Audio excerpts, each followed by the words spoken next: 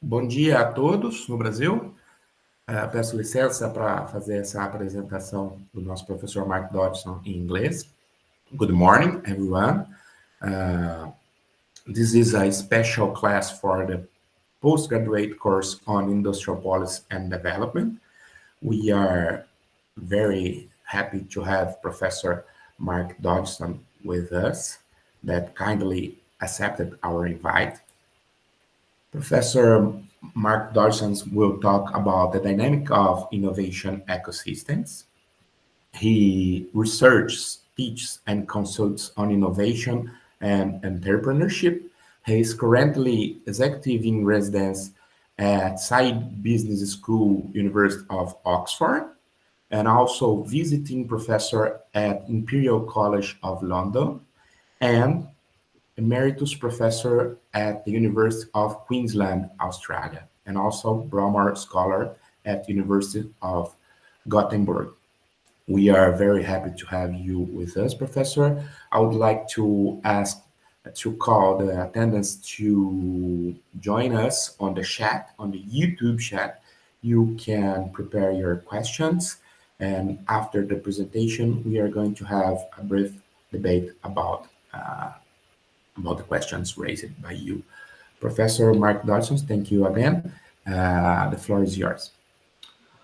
Thank you very much, Antonio, and thank you for joining us. I'm delighted and honored to speak to such an eminent group of scholars at such a great university such as Unicamp. It's well known for its research performance, and it's really very important, I think, in these days that there's a good fundamental academic understanding of the pressures that are facing industry and business, and being able to respond effectively in good policy advice terms about dealing with all the very profound challenges that are confronting the world.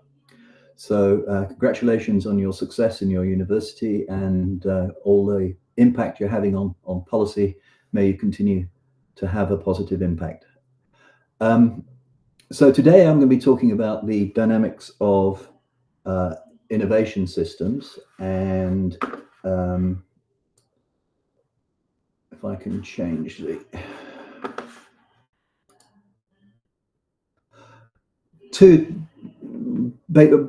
firstly, I'm going to briefly introduce what I see as innovation ecosystems. What are innovation ecosystems? And then I'm going to pose the question about how they can change and evolve, the dynamics of innovation ecosystems, and how they can improve their performance to deal with some of the world's most pressing problems, health and energy particularly.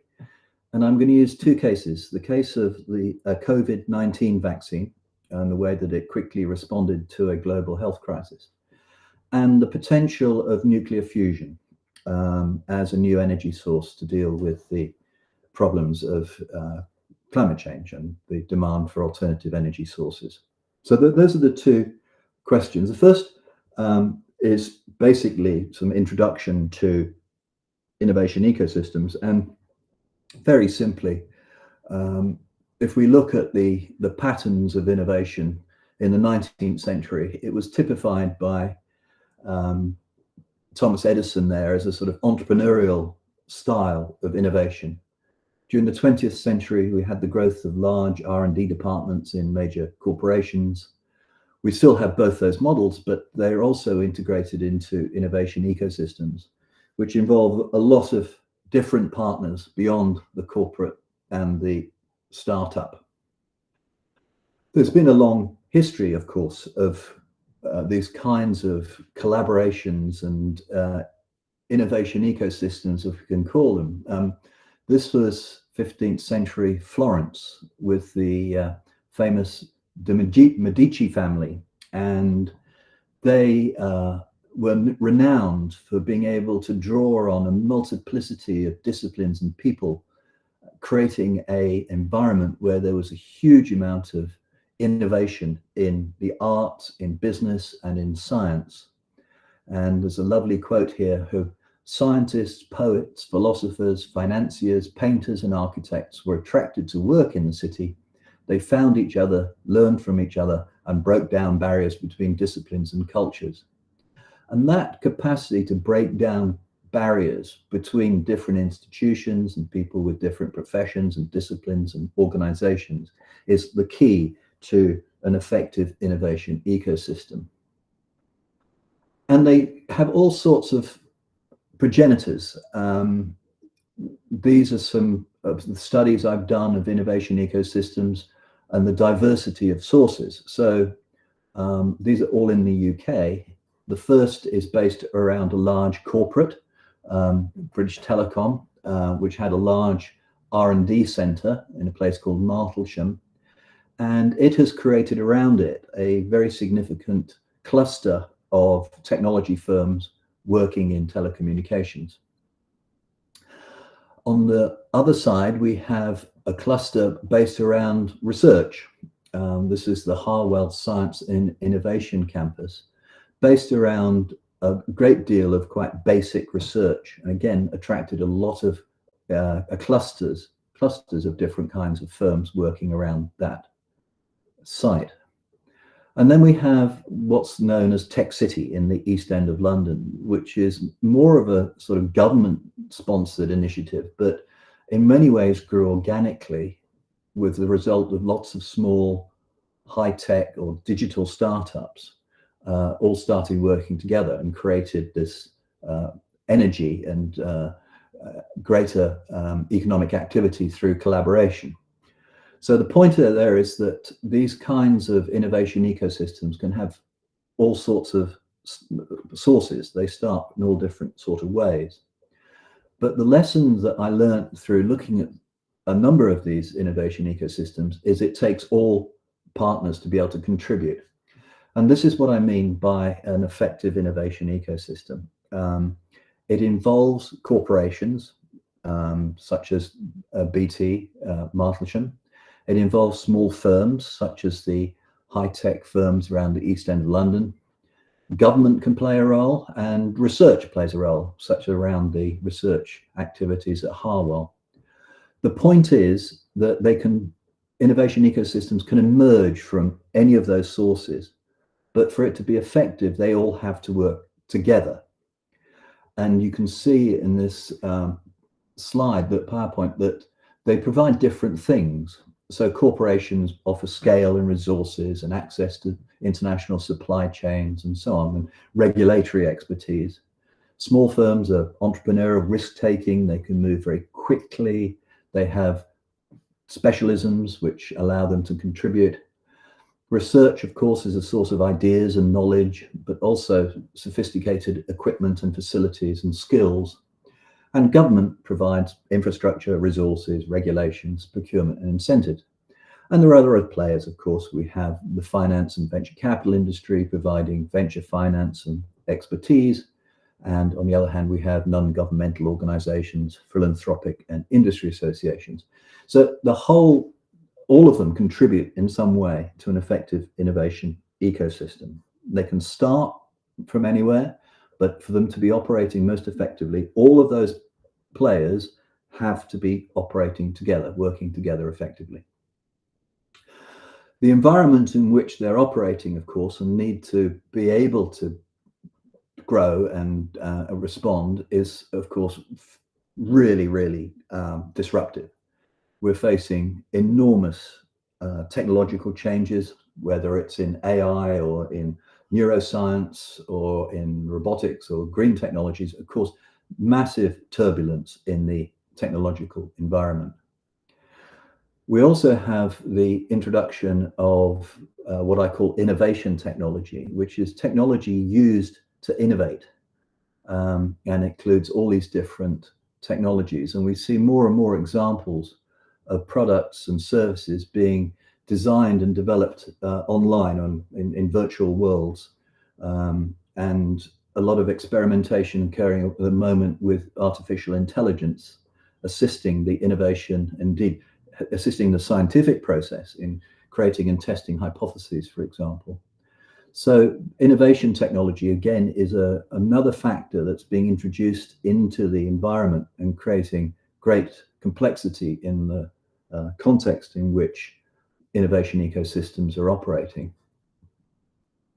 We have the issues of climate change, of course, and this picture, which I believe is a real picture, shows the dangers of complacency, that we have people playing golf when in the background the woods are on fire. And the challenge is, of course, that the reality is climate change is devastating the world. I know that in Brazil there's been a lot of climatic issues. In my hometown in Brisbane, we had 40 degrees temperature in winter this year, and of course we have the floods and hurricanes in America at the moment, Japan, China. A lot of the world has been affected by very rapid climate change, and yet we have this complacency on the part of governments and many large corporations. Huge challenge and context for which we have to operate innovation ecosystems. We have massive political uncertainty, whether it's anti-capitalism, whether it's political disruption in the United States, whether it's trade and technology tensions between China and the United States, massive political uncertainty. Great deal of business uncertainty. We find the lifespan of Fortune 500 companies has dropped from 40 to 15 years. So the amount of resource and time and energy to get a company into the Fortune 500 and your average lifespan is going to be 15 years. It just shows the extent of the uncertainty and disruption that's occurring. And 1/3 of US startups don't make it to year 2, and nearly half die before year 4. So again, significant turbulence in the environment. When you do get to be a leader in business and technology, it's hard to sustain that leadership. These are all very well-known names that were renowned as business and technology leaders who no longer lead. It's hard to sustain. And change can be very rapid. There's a very famous UK company called DeepMind, which is now owned by Google, the owner of which was recently, last week, awarded the Nobel Prize for his work on artificial intelligence, and famous originally for beating chess masters and beating very world-leading players of the Asian game Go. But it's become a phenomenal, a force of great power in the world of artificial intelligence and science. So one of the most important things you need to do when you're designing new pharmaceuticals and is to understand the structure of proteins. And up until DeepMind released its work, about 190,000 protein structures were known around the world. They used to say it'd take a PhD student a whole PhD, 3 years, to be able to map a protein structure in his or her work. Overnight, DeepMind released 200 million protein structures. So very, very quick. And now in 2024, with AI modeling for living cells and with its work also being undertaken by BioNTech, the company that developed the mRNA vaccine, it's building AI labs for scientific research, which are fundamentally changing the way that we undertake scientific research. And this has occurred so quickly, so quickly. So to go from 190,000 to 200 million virtually overnight is unprecedented. So speed is a factor. We also have a very uncertain work environment, more and more automation of manual tasks, but also content creation, affecting, for example, the world of journalism. More remote working post-COVID, the so-called gig economy, where people are working in more precarious employment contracts. We find more and more work being insecure, depressing and unrewarding, where there's no fun at work and no one has any time to think. We find more and more labor turnover, with people leaving jobs more often, and younger people being more and more disillusioned with their lifetime opportunities at work. So that's the context. Lots of very significant challenges, and two of the challenges I'm going to focus on are health and energy. And some of the solutions to these problems has to lie in the role of scientific research. It has to rely on research, because it's research which provides the opportunities for us to be able to address these really, really challenging problems. And I'm going to use two examples. The first is the development of the COVID vaccine at Oxford University and with the drug company AstraZeneca. And prior to the pandemic, it used to take between 10 and 20 years to develop a new drug or vaccine. That was the length of time it took to test and develop and being able to market a new drug or vaccine. COVID-19's vaccine at Oxford was developed in 1 year. And very interesting story about how it managed to do that.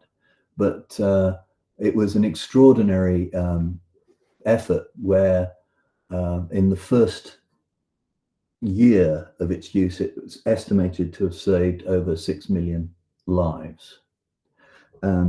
Just there's some statistics there. The first vaccine was actually injected into someone in December 2020. 2 years later, there had been 13 billion doses injected globally. Phenomenal speed. And it's interesting to try and understand how it managed to happen so quickly. And if we go back to that chart of that map of the innovation ecosystem involving research, corporations, entrepreneurs, and government, this is the number of research organizations that were involved in development of the COVID vaccine. And within Oxford University, there's a very large number of research institutes and groups who work on vaccines. And very early on, for example, when it was some of the scientists at Oxford said, this is going to become a global pandemic and we need to do something about it. They called a meeting of interested scientists who felt they could do something and contribute. And I think the first meeting, they had 400 scientists turn up. So a significant capability there developed over many years. But it was an international effort. It involved the National Institute of Health in the United States, and the trials for the vaccine included trials in Brazil and South Africa. So a lot of research effort in that innovation ecosystem. This is a very complex picture because it was a very complex story from the government perspective of all the government and policy organizations involved in developing the Oxford AstraZeneca vaccine. And what matters here, most particularly, is the green circle, the vaccine task force, which was designed to break down the barriers and move things along more quickly than the traditional bureaucratic process. And the vaccine task force played a very, very important role in being able to circumvent the massive bureaucratic hurdles that were put against developing something rapidly. It was an international effort, of course, and so there were a lot of different international actors, from the World Health Organization to vaccine alliances. Lots of global NGOs had a role to play. And also the United States, very important role to play in its Operation Warp Speed, which put significant investment into the development of the vaccine, although it never actually approved the vaccine for use. From the corporate perspective, AstraZeneca was the major player. It was not a vaccine company, and so it was a big risk to be able to commit to producing the vaccine. It ended up having to establish 25 manufacturing plants around the world to make a vaccine about which they had very little little background, and also because the university stipulated that the company that was going to make the vaccine had to produce it at cost for poorer countries. That put significant challenges on the part of AstraZeneca, and we can come back and talk about any of those issues about the problems of large firms assuming such risk, if we like. But it wasn't just the story of the large pharmaceutical company. There were a whole range of small entrepreneurial startups around Oxford that contributed very early on to the development of the vaccine. And they were very specialist suppliers of one sort or another, and they played a crucial role in the early development of the vaccine. Also very critical was the Serum Institute of India. If you've had a vaccine recently, you'd almost certainly that vaccine was made by the Serum Institute of India. They're the world's largest manufacturer of vaccines, and they committed to making the COVID-19 vaccine in billions of doses before the vaccine had actually been finally approved. So they played a very important role in that aspect of the innovation ecosystem. So how did it happen so quickly? How did the COVID-19 vaccine develop so quickly in that innovation ecosystem where the large companies, the small companies, the government and the researchers all worked so effectively, so well? Well, obviously it was animated by crisis. The crisis concentrated people's minds. But it was based on years and if not decades of great science, basic science, science undertaken to have fundamental understanding of the world rather than developing innovations or products of immediate use. All the parties involved assumed more risk. The government took more risks, large firms took more risks, the small firms took more risk, and the university itself took great risk. It concentrated a lot of resources into a vaccine that may or may not be needed, let alone work. Interestingly, a number of key leaders emerged during the crisis, people who were very expert at being able to cross boundaries. So these might be great academics who could talk to government and regulators, or talk to large businesses, or work with small companies. Or it could be people from business who were very good at being able to talk to researchers. And that capacity of leaders to be able to span across boundaries was critical.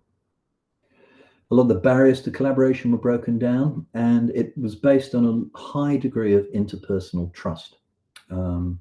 And I can go into more detail about that, but there were strong personal relationships across all the innovation ecosystem that enabled it to work so effectively.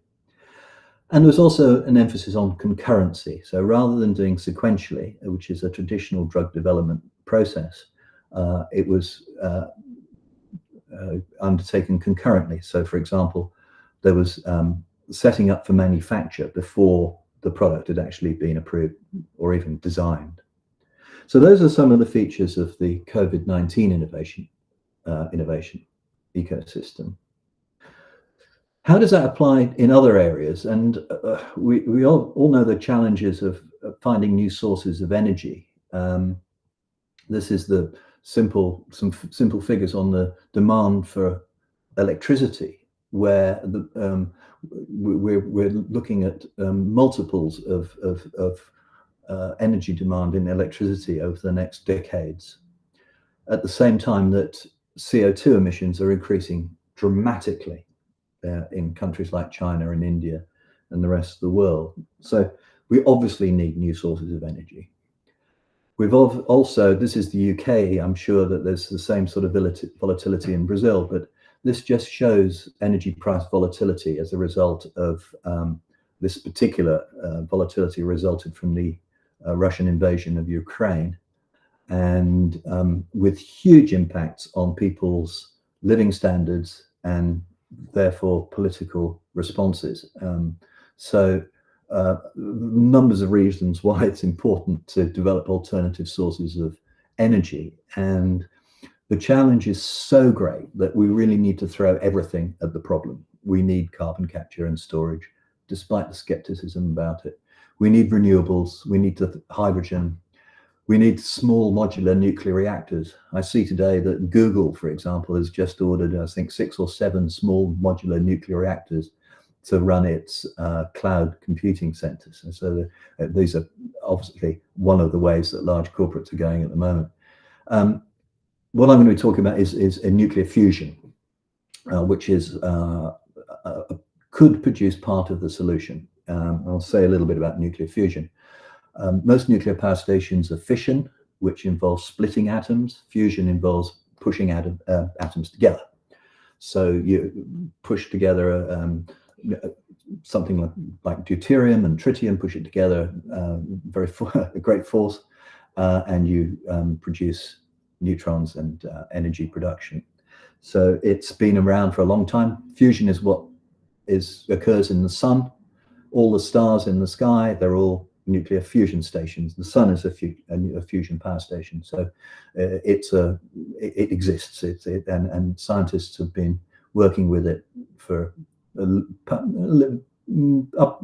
science has been understood for about 100 years, but over the last 40 or 50 years, the technology is gradually catching up so that we can use fusion to produce power. It's incredibly efficient, so that if you assume that one person's energy use, 20 kilowatts a day, for 60 years can come from a bathful of water and 2 laptop batteries. So incredibly efficient if you can deal with the scientific and engineering problems. It can contribute to clean energy, energy security, so we're not reliant on oil from Russia or wherever. And it's a very important part of industrial strategy because it's got all sorts of offsets and externalities, which I'll mention.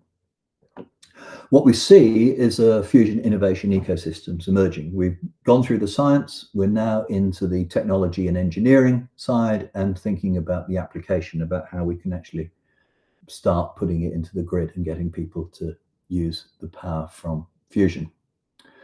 But fusion energy is not just about electricity production. It can also be used in propulsion. People talking about using it in trains and ships being a major polluter, and direct power to industry. Because it can be made at very small scale, you can produce nuclear fusion power stations on that small scale. But there's lots of offsets and lots of excuse me, lots of externalities, if you like, with fusion technologies. It's being used in the medical field for killing cancer cells, lots of interesting things in industrial imaging and robotics, new materials, digital design. And it's also, interestingly, being used in nuclear waste handling. So you can use the technology to be able to reduce the toxicity of waste from nuclear fission plants. So fusion is one of those technologies, or one of those sciences, which has got multiple opportunities from its development. The problem, however, is that atoms don't like being forced together. They really, they repel one another. So you need very, very hot temperatures in order to be able to fuse atoms together. And this is in excess of 150 million degrees centigrade, which is 10 times hotter than the center of the sun. And suffice it to say that this is a challenge that science has met. And there are many places around the world in scientific research institutes where temperatures in excess of 200, 300 million degrees centigrade are being achieved. So it can be done. Lots of competing technologies. One particularly used in the United States called inertial confinement, which involves lasers blasting atoms together. Very popular in the United States because of its defense implications. Elsewhere in the world, there's more interested in the so-called tokamak, which is a sort of donut shaped, which has a very high temperature plasma in it, in which the atoms circulate and collide. This is an indication of the wide range of research that's necessary. Probably the world's leading research activity in fusion is undertaken at the UK Atomic Energy Authority. And they work on all these different technologies very, very effectively. This is the fusion cluster. We're over 200 companies. And this is a little estate just outside of Oxford. And when the fusion machine, the tokamak, is working there, it is the hottest place in the universe.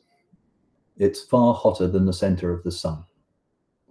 And this is the kind of science that's being undertaken in this fusion area. It's really quite astonishing. At the moment, the world's largest scientific experiment is in fusion. It's undertaken in France. It's called ITER, and it's building a very large tokamak.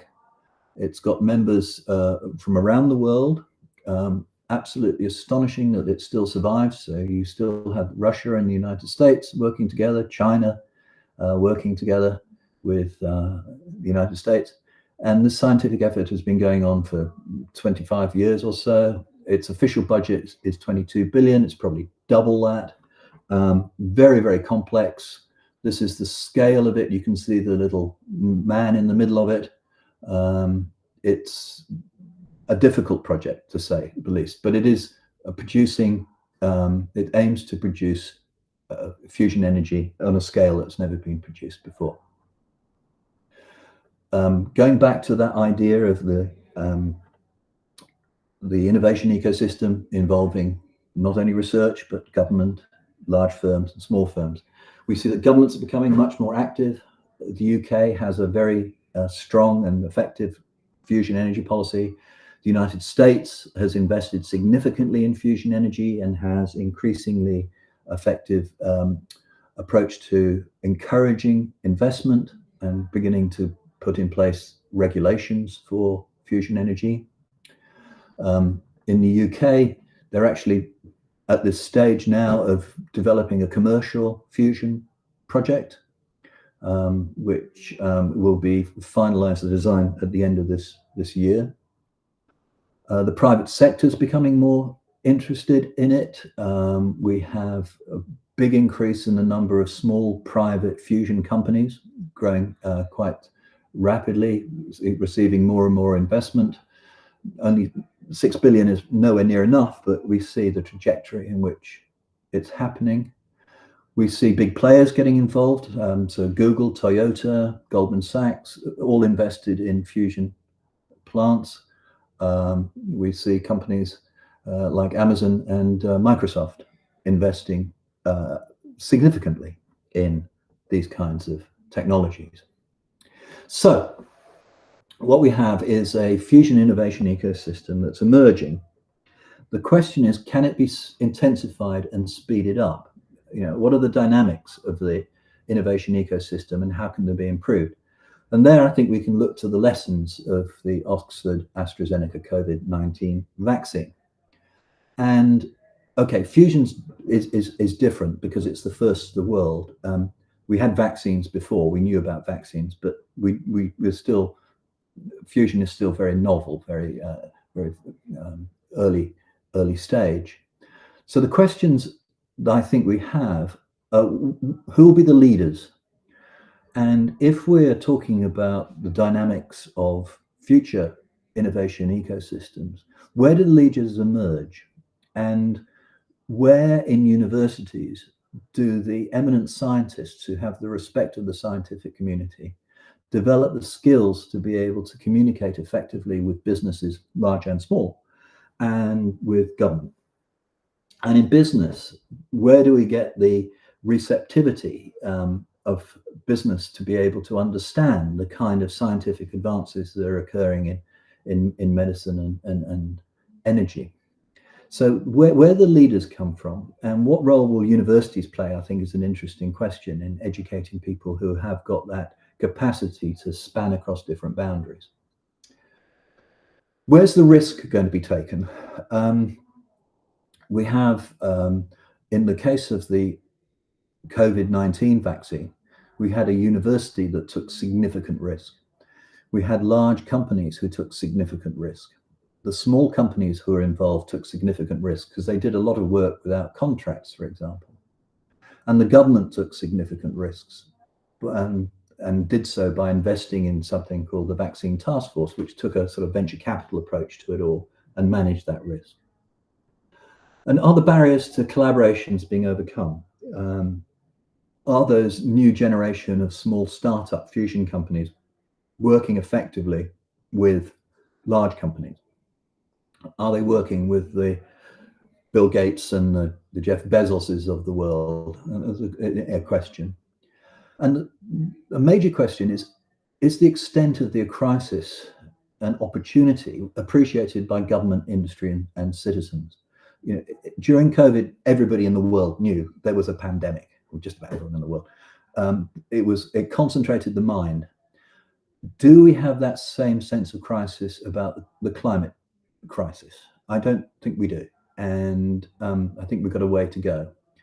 But I also believe that answering those questions has got huge implications for the future of the world, because it's not just in fusion, but it's in other emerging innovation ecosystems where we need to move more quickly to deal with those fundamental questions.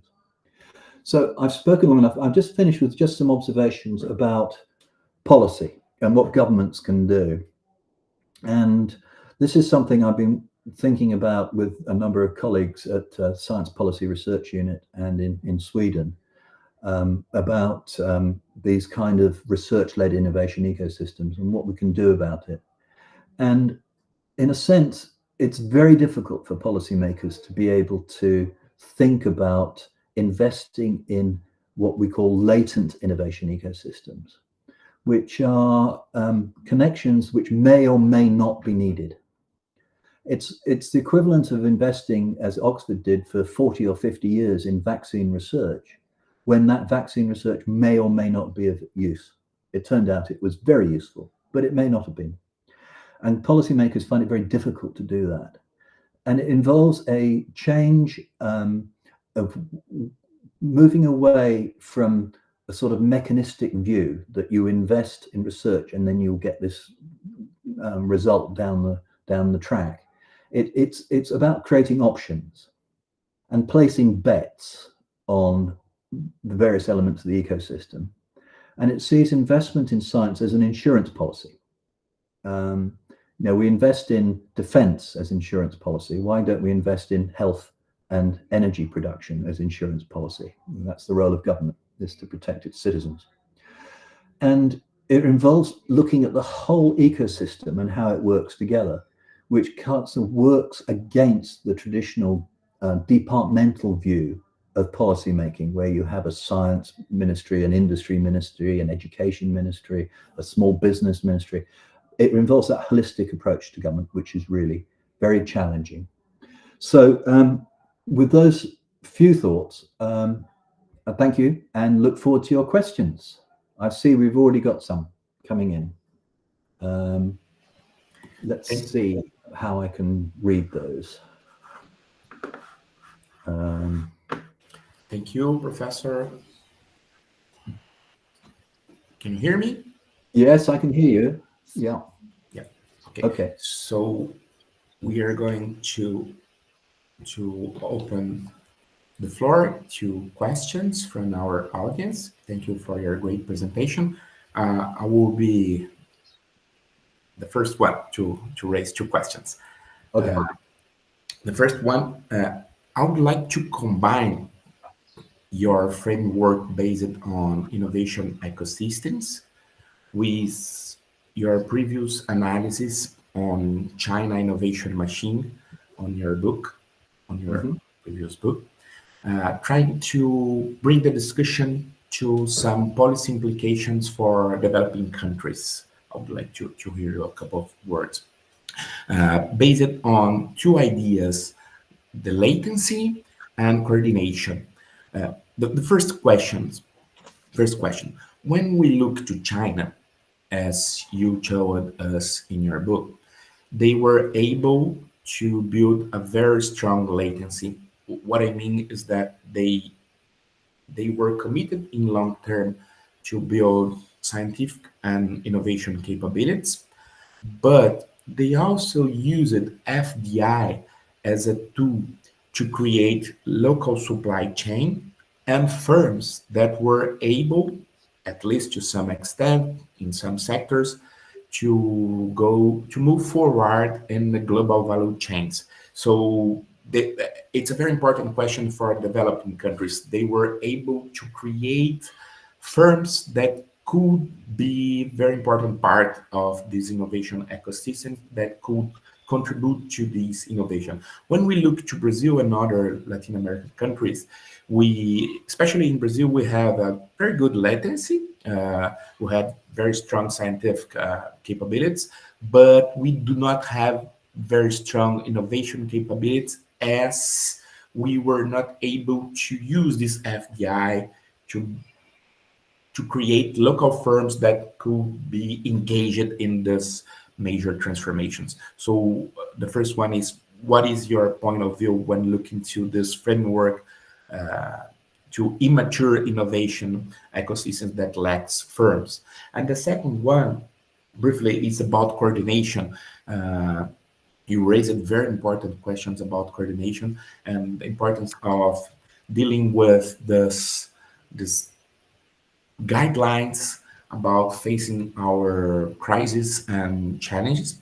And when we look to China again, your book showed us that they had a different type of coordination, like a chaotic one, as they have multi-layered economy, and they had competition among provinces, among municipalities and the local government. So they created a kind of competition between firms, and at the same time they were all committed to the long-term project on fostering innovation.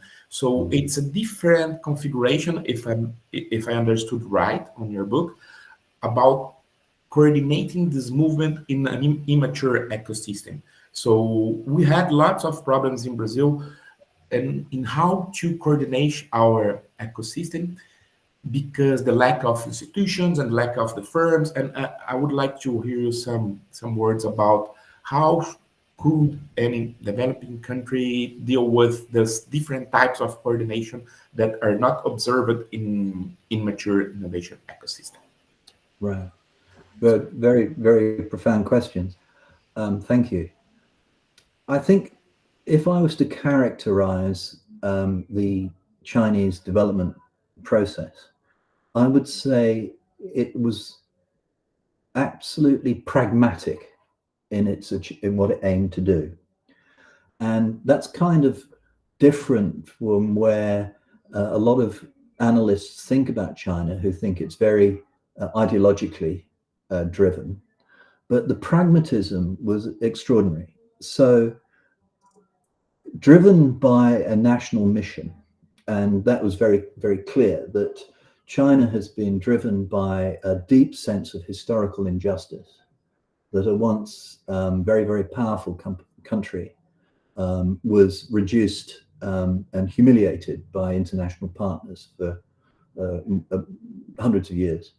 And that deep sense of injustice and the desire to go on beyond some of the domestic mistakes that have been made during the Cultural Revolution drove a sort of sense of crisis, that there was a need to reassert China's rightful place in the world and to deal with some of the problems. I mean, 40 years ago, life expectancy in China was less than 40. It's now doubled in 40 years. I mean, so it's been a remarkable achievement. And as part of that pragmatism, there was a sort of an openness to learn from other parts of the world, including in Asia. So, for example, China looked at, you used the term direct foreign investment. China looked very closely at what Singapore had done in attracting large companies to invest in Singapore with all sorts of opportunities to get tax breaks and so on. But they brought in large companies, learnt about how they invest in R&D and skills and training, and learnt about how they integrated into global supply chains. China looked at the success at Taiwan and its small firm sectors, particularly based around some of its science parks, such as Insurer, and replicated that in a number of its industrial zones, and tried to emulate the success of the Taiwanese model. It looked at Korea and the way that the large Korean conglomerates, the chaebol, managed to be large and unwieldy and bureaucratic in many ways, but still innovation leaders. And it applied some of the lessons to that to the big state-owned enterprises in China. So that pragmatism of a desire to be able to overcome historical injustice and national disasters, such as the Cultural Revolution, and deal with real problems of life expectancy and so on, was this pragmatism of learning from everywhere, and learning from the US examples of Silicon Valley and creating high-tech clusters and so on. So it was really open to learn.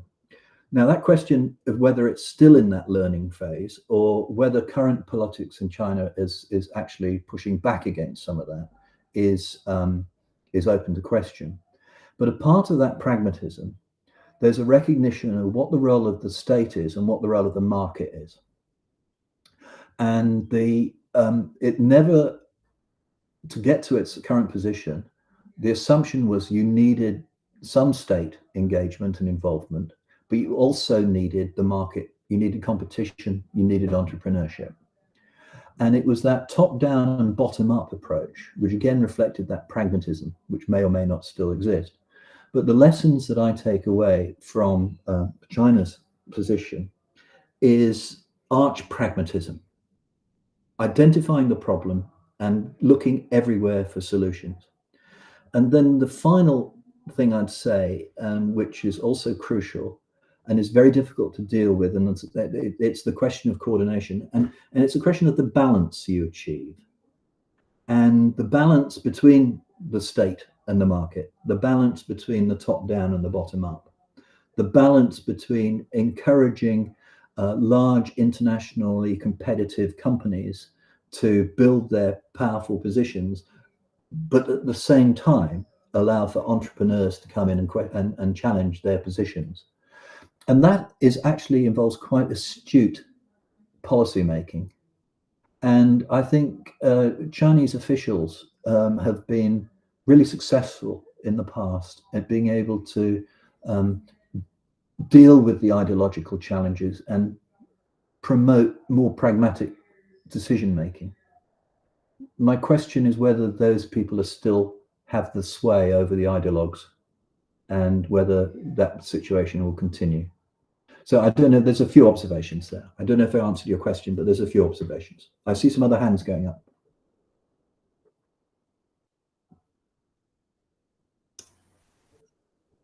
Renato. Yeah, please. Thank you very much, Professor Mark. Thank you very much for your very interesting and insightful lecture. I want to, this is not a question, I want you to explore more the role of the government and the policy on innovation ecosystem.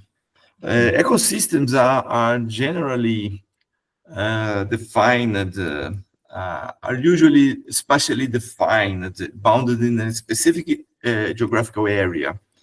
So you have an interaction between the local or regional development policy and policy at the federal and national level. So we have different levels of policy. I want you to explore more in the experience, especially in the experience of the COVID-19 vaccine development, or in other experience that you have studied, to deep explore the role of policy in this technological effort, both at the local and the regional level, but also at the national and the domestic level, and sometimes in the supranational level, such as the experience that you told about ITER. Thank you very much, Professor Dodgson. Thank you for your question. you know, we do have some definitional problems with this area, and in my sense, I use innovation ecosystems differently from idea of clusters in the Michael Porter sense of cluster. And as you rightly say, there's idea of clusters are very much geographically located. But I believe that innovation ecosystems, like innovation as a whole, is quintessentially international. And we must remember that the original scientific explanation of the virus that caused COVID was identified in China. And the research that was undertaken in Oxford to be able to explain it involved significant input from America, United States. And the testing of the vaccine involved South Africa, Brazil, and the United States. So it was an international activity. AstraZeneca is an international company. It produced factories making the vaccine in 25 different countries. It was quintessentially essential and international, and that caused all sorts of tensions. In Britain, we had not that Brazil would know anything like this, of course, but we had a prime minister who was pretty hopeless and disengaged from the crisis, and AstraZeneca was making vaccines in Holland, just across the channel. And apparently at one stage he wanted to send the British Army into capturing these vaccines and bringing them back to the UK. This is the level of political madness that we had here. But the idea that in a crisis like this, you can take a nationalistic approach, which was very much the American approach, by the way, was insane, because a health pandemic is an international phenomenon, and you can't contain it within single borders. So similarly, the ecosystem in which it developed was similarly international. Scientists, by training, by their general behaviors, are internationalists. They believe that science is something that can be shared. What this crisis did is it actually helped break down those international barriers between corporates, who are usually much more competitive. So the policy implications in the COVID case for me were, firstly, it took a crisis to be able to animate the innovation ecosystem and get it going. And it took an extraordinary government organization out that had never been created before to break down the bureaucracy and get decisions made quickly.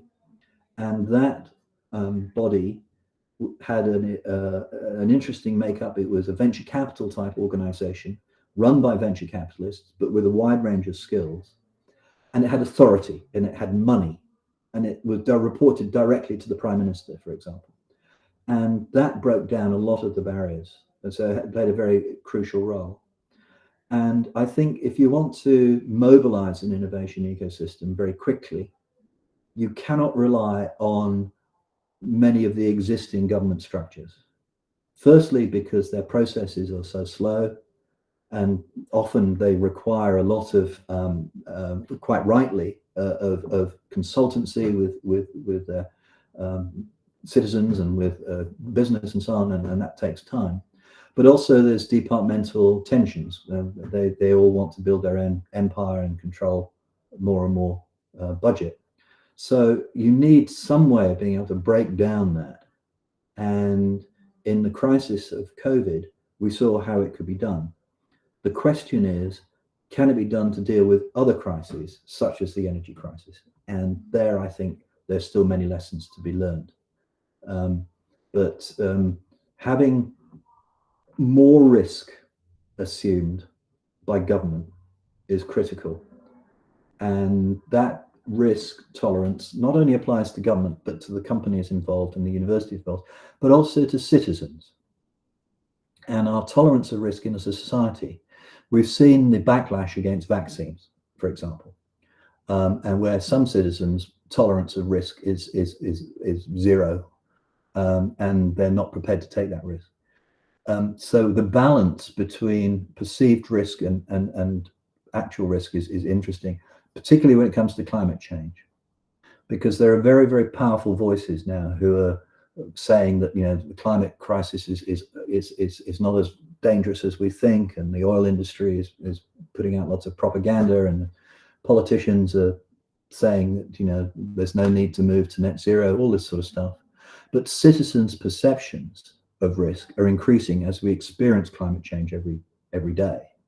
So again, that's a really interesting question in these innovation ecosystems, is what are the roles of the public and the citizens and their perception of what we're prepared to accept and what we're prepared to do. That might have been a bit of a tangent, but anyway, thank you for your observation. I see Marcus. Okay. Professor Dodgson, thank you for the lecture, and it's very interesting.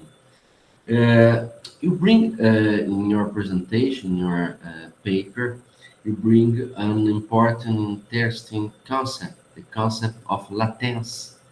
Latence is an interesting concept to your construction, the construction of your industrial innovation policy.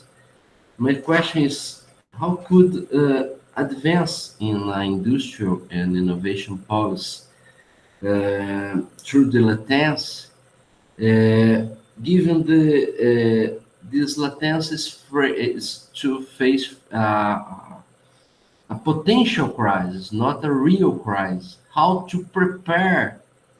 What and what crisis? There are many crises in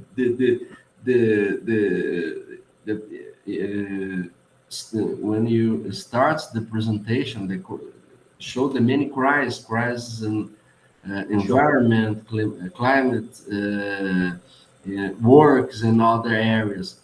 How prepare? Because it's a potential crisis. I understand it's a potential crisis. No? Yeah. How to prepare? Not only Brazil, but any country. How prepare? And let this. I think it's a very, very interesting idea.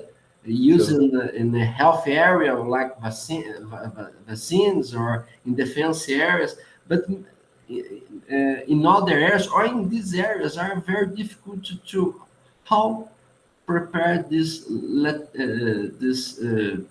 policies, industrial innovation policies. Sure, and that of course is a crucial question. If you assume that the role of government, first role of government, is to protect its citizens. And what we've seen for decades, if not centuries, is that idea of defending and protecting your citizens is all about investing in armaments, in nuclear submarines and missiles and nuclear weapons. And the argument is, well, we might not use them, but they're there if we need them. In the UK, I mean, there's massive investments going into nuclear submarines, missiles, and the argument is, oh, you know, there's very little chance we'll ever need them, but they're there if we do need them, you know. So why can't that argument be used for public health or for energy requirements? It's a political threat, and people perceive it as a political threat. It's also very good for the defense industry, of course. But the idea of citizens being concerned about being invaded by another country is very real. But post-COVID, citizens' awareness of the potential of a future pandemic and the impact that has is very real. And people's perception of climate change, when the Amazon's on fire, you know, or there's no water or whatever, those perceptions are increasing all the time.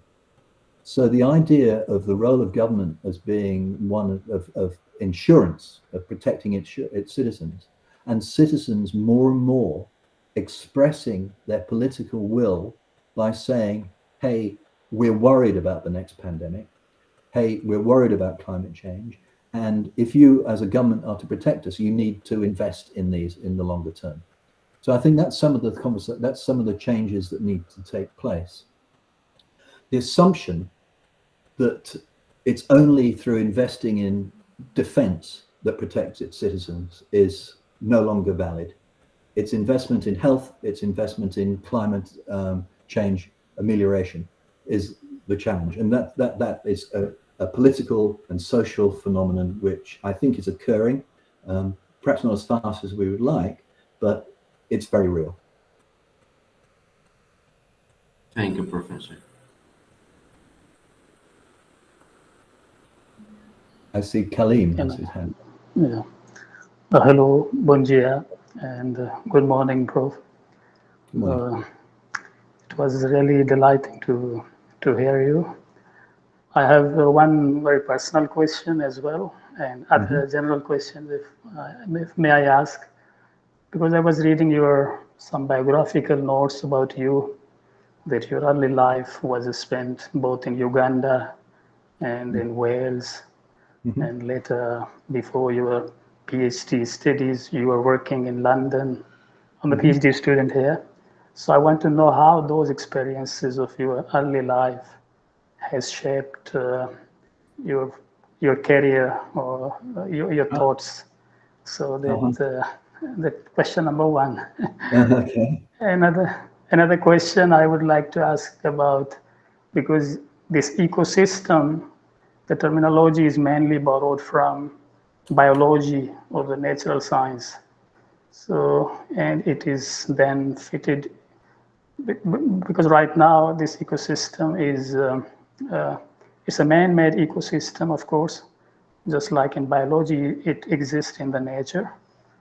And how do you think that biological ecosystem is different from this socially constructed man-made ecosystem where the innovation and such things flourishes?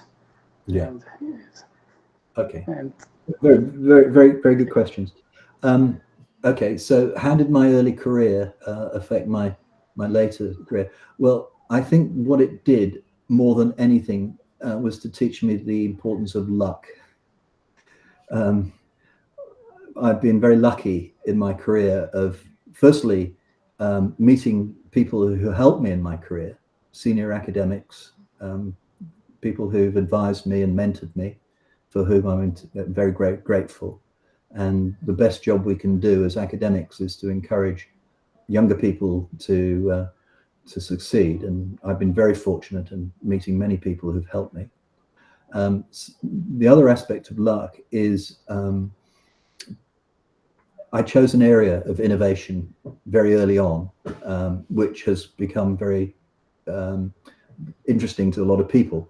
So I started studying it very early. My PhD, my undergraduate degree was in innovation. That was 50 years ago. So I've been very fortunate in choosing an area of innovation which has become increasingly interesting to companies and to governments. Another aspect, I suppose, is curiosity. And that's something I think is very, very important in all walks of life. But wanting to understand why things happen the way they do, I think that that's an important characteristic which I've always had. I haven't found many answers, but I'd still like to ask the questions. On the question of innovation ecosystems and the analogy with natural ecosystems, it's an interesting question. I mean, there's a whole field of evolutionary economics which talks about these kind of issues the whole time. And it's interesting that the whole idea of innovation systems, which began in the 1980s, I guess, with Chris Freeman and Bengt Lundvall, started talking about national systems of innovation. And then they started talking about regional systems of innovation with people like Franco Malerba. and that language has got taken up by the OECD, and it became very mechanical. It was like a mechanical system. So all you need to do was invest here, turn a wheel, and something would happen there, right? And I think the innovation ecosystem has come in as a sort of reaction against that, saying that it's not a mechanical system, it's an organism, and like natural systems can be affected by random events and by things like crises that change the whole nature of the game. And you know, there are obviously limitations. You know, you can't go down the route of natural selection and all these sort of things. But I think the analogy is valuable because it brings in the language of more organic and evolutionary development, which can be subject to shocks and changes that can fundamentally change the direction in which evolution occurs. So there are limitations, but I think as an analogy, it's quite useful and powerful. Thank you, Professor. We have two more questions raised by our students, Lázaro and Victoria. The first one is worried about hand-seeking. So what he wants to hear is about what do you think about the needed configuration of institutions to avoid some sort of hand-seeking in, of course, he's thinking about Latin America perspective in order to engage these agents with innovation and not hand-seeking. It's a classical criticism about industrial policy, innovation policy. And the last one is was made by Victoria, and it was raised by other students and also on YouTube chat. They are worried about if there is some kind of tensions about facing or addressing this long-term crisis and challenges and the way geopolitical can influence on this innovation ecosystems. Okay, yeah, all great questions. The question on rent seeking, that was the issue, was it? Right. It was very interesting when you talk to AstraZeneca about why it engaged in developing a vaccine. This, of course, is a very large multinational company, very successful over many years, and it didn't work on vaccines. And when if you ask the CEO at the time about why they went into vaccines, he will say, it's because of my family. It's because I wanted to protect my elderly mother. And I wanted my children to be proud of me because my children couldn't go to school. The world was turned upside down. And I knew that we had the knowledge and the brain power and the capability in my company to be able to do something about it. So bear in mind, they took a massive risk in investing in a vaccine which they didn't make, that hadn't been approved, they didn't know would work, and they were told they could make no profit from. So that wasn't rent seeking. That was done for other purposes. As it turned out, the business proved very successful, and the CEO has done very well out of it. But he faced enormous pressure from his board of directors who said, why are we doing this? But he did it for non-financial reasons. He did it because there was a global crisis. And there were benefits for, you know, large pharmaceutical firms do not get the best publicity. And this was a way of being able to deal with that. But I don't think, and similarly, the very small companies around Oxford that played such an important role to begin with, they worked often long hours for 6 months or so without any money coming in. They had no contracts. That wasn't rent seeking. That was a desire to actually contribute to a global crisis and do their bit, as it were. So, you know, when a real crisis occurs, I think capitalism has got the capacity to actually look beyond the immediate financial return. The fact that they benefited significantly from it in the long term was fortuitous. But the fact is that they did these things for non-profit reasons. And I think that's a lesson for us all. On the question of the tensions between the sort of long-term views that are required to build latency and then draw and animate it if necessary, and the political short-term, perennial problem. I mean, we have it in Australia. In Australia, we have a government change almost every 3 years. And, we have an election every 3 years. It's impossible to think long-term in that regard. But you do see instances of the way that investments can take the long term, and we see that in energy infrastructure, for example. I've been up to the northwest of Australia, where investments are taking place in large energy production, where it's not expected to produce a return for 30 or 40 years. And governments support that. And you will have governments supporting significant infrastructure investments that will not come, that will cost immediately. It will cost taxpayers money, but its returns will not occur until long after they're dead, long after their government has collapsed. And that is, the fact that they're benefiting from investments that were made by previous generations. There are responsibilities of government. Coming back to the idea of the responsibility to citizens, governments do have that responsibility to also cater for the long-term demands and long-term needs of society, and not just the short-term.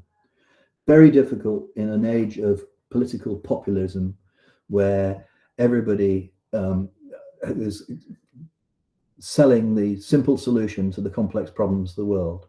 But responsible government is more than capable of making the long-term decisions and investing in things like latency. And it's up to the electorate, it's up to citizens to inform themselves in order to be able to elect responsible governments. Okay, I would like to thank you once more, Professor Mark, for your great lecture. It was a pleasure to have you with us. I would like also to thank the audience on YouTube, and our students here on Google Meet. Thank you very much. Thank you for your time. I very much enjoyed talking with you. I enjoyed your questions and observations. Thank you very much. Thank you. Bye-bye. Thank you. Goodbye. Goodbye.